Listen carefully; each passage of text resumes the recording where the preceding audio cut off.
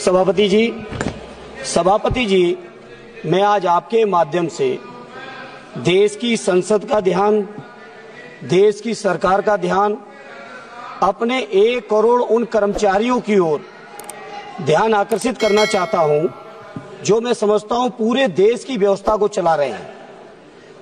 सभापति जी, बहुत अफसोस की बात है, 2004 से एक नेशनल पेंशन स्कीम लागू हुई। उस नेशनल पेंशन स्कीम का परिणाम ये रहा कि जब कर्मचारी रिटायर होते थे तो सभापति जी 800, 1200, 1800, 4000 की केवल पेंशन उनके परिवार की सुरक्षा के लिए थी। उसके बाद सभापति जी पिछले 20 सालों से लगातार कर्मचारी आंदोलनरत रहे, आज भी आंदोलनरत हैं। उसके बाद एक नई स्कीम यूनिफाइड पेंशन स्कीम के नाम से पेंशन स्कीम लाई गई, जो कि 1 अप्रैल से लागू होनी है। सभापति जी, बड़ा आश्चर्य की बात है, जिन कर्मचारियों के लिए पेंशन स्कीम लाई जा रही है वो कर्मचारी आंदोलनरत हैं। वो कर्मचारी नहीं चाहते इस तरह की पेंशन आए, क्योंकि इस पेंशन के माध्यम से कर्मचारियों के पूरे जीवन की कमाई और रिटायरमेंट के बाद उनके परिवारों का भविष्य आपके स्टॉक मार्केट में जा रहा है। स्टॉक मार्केट की स्थिति क्या है पूरा देश देख रहा है। सभापति जी, पूरे कर्मचारी चाहते हैं कि जो ओपीएस थी, पुरानी पेंशन स्कीम थी, वो पुरानी पेंशन स्कीम लागू हो।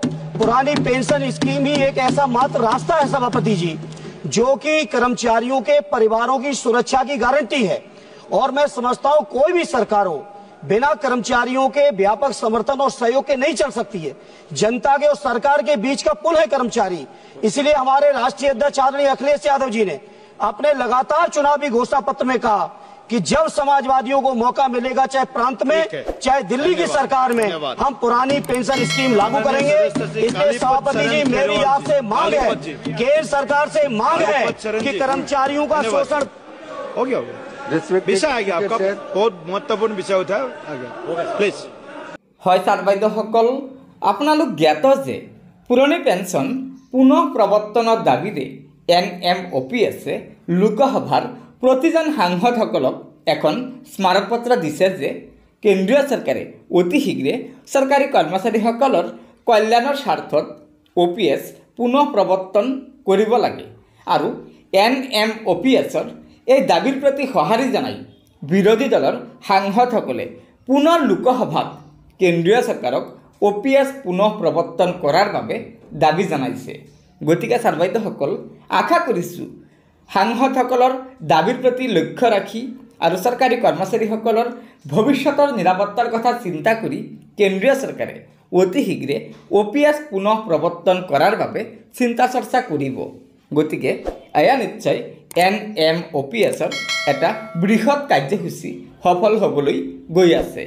গতিকে ছাৰ বাইদেউসকল, লগৰ বন্ধুবৰ্গক এই ভিডিঅ'টো শ্বেয়াৰ কৰি আজিৰ এই গুৰুত্বপূৰ্ণ খবৰটো জনাই দিব।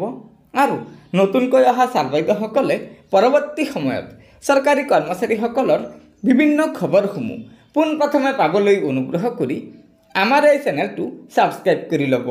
ধন্যবাদ। জয় আই অসম।